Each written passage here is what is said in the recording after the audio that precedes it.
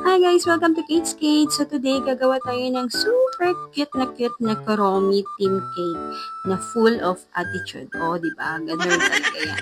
So, ang gamit ko ditong frosting ay ang whipped frosting ng Bakersfield. Super stable ang tanaban talaga ito sa init and pinagkakatiwalaan ko talaga itong whipped frosting na to.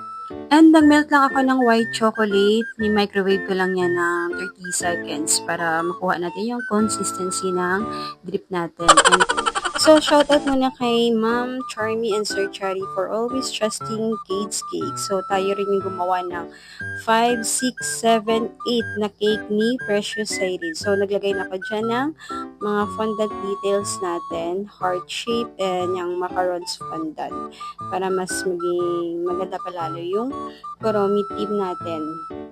And sa mga gustong mag-order dyan, PM nyo lang yung personal account ko or di kaya yung Kate's Cakes na page natin.